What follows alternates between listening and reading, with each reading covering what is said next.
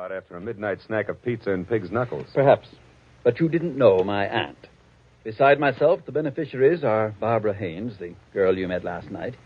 She was Aunt Bernice's personal secretary.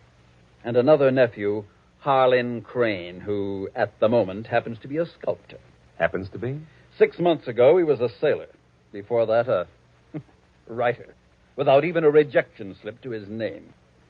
My cousin is irresponsible, impetuous, and completely self-indulgent. The will itself, Mr. Shields, what are the exact conditions? At precisely noon today, the three of us are to meet with Luther Willard, my beloved aunt's lawyer, who will give us each a large sheet of tissue paper covered with specific markings.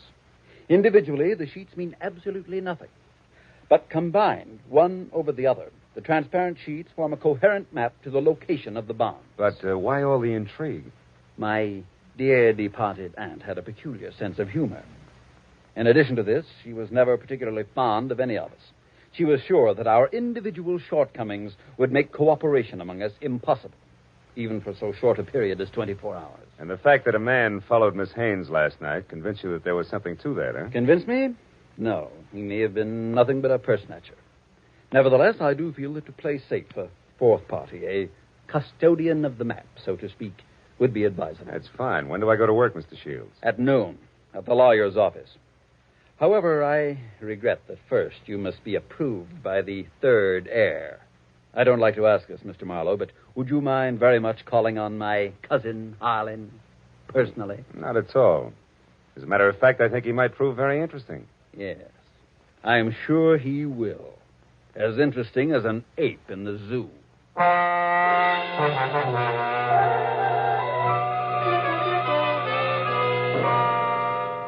I felt like saying, look, Shields, I'm not as gullible as I look. But then I thought a client's a client, and I decided to play along. Harlan Crane, 6 foot, red-bearded giant, talked as he worked, wielding a 10-pound sculptor's mallet like it was an 18th century quill. I'll be frank with you, Marlowe. Money isn't everything to me and never has been. However, $100,000 will buy a lot of marble. Half the state of Vermont, I'd say. But coming to the point, Mr. Crane, do I get your seal of approval? Oh, I imagine you'll be all right. Anyone who can get by Shields, the all-American Scrooge, ought to do. Thanks, a million. I'm not being personal where you're concerned. It's just a matter of facing a fact bluntly. Edward Shields is conniving, avaricious, and dull. I heartily recommend him to nobody. And the girl, Barbara, you feel the same way about her? No, I don't. And the truth of the matter, Marlowe, is that I know very little about Barbara Haynes. What I do know, I like very much. Yeah, that I can understand. Marlowe, do you realize that once you have the whole map in your possession, you're worth an awful lot of money? Of course I do. The whole map, I have a market value of exactly $300,000. That's right, fellow. $300,000, dead or alive.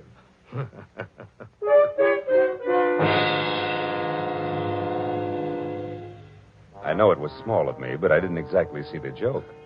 And things got less funny as time went on. Later, as me and my trio got off the elevator at the lawyer's office, old Luther Willard, Aunt Bernice's attorney, was waiting for us, so excited he could hardly talk. I've been held up. What? Yes. A little man. He wanted the map. Little man, dark complexion? Yes. Had a scar on the side of his neck. Are the maps all right? The maps? Oh, yes, they're all right. Now, wait a minute, everybody. Give him a chance. Mr. Willard, tell us exactly what happened. This is Mr. Marlowe. We told you about him, Mr. Willard. Of course, yes. Come into my office. You see, I was putting some papers into my safe when this little man stepped up behind me and demanded the maps. Were they in the safe? No, thank heavens. Make yourselves comfortable. The please. maps, Mr. Willard. Where are they now? Well, right here, where they were all the time. Here under the blotter on my desk. Clever of me, wasn't it? Wax seals, still intact. I'll take all 3 of them right now, Mr. Willard. That is, if there are no objections. All right, then I guess we can be on our way. Hold on, Mr. Marlowe. There are still 2 things you people must know.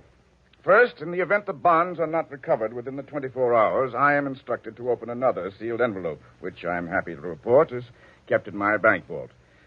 That envelope contains a complete and simplified map and is to be turned over to a designated charity. And second, if any of you die before the allotted time is up, the bonds are to be divided among the surviving persons. And if none of us survives...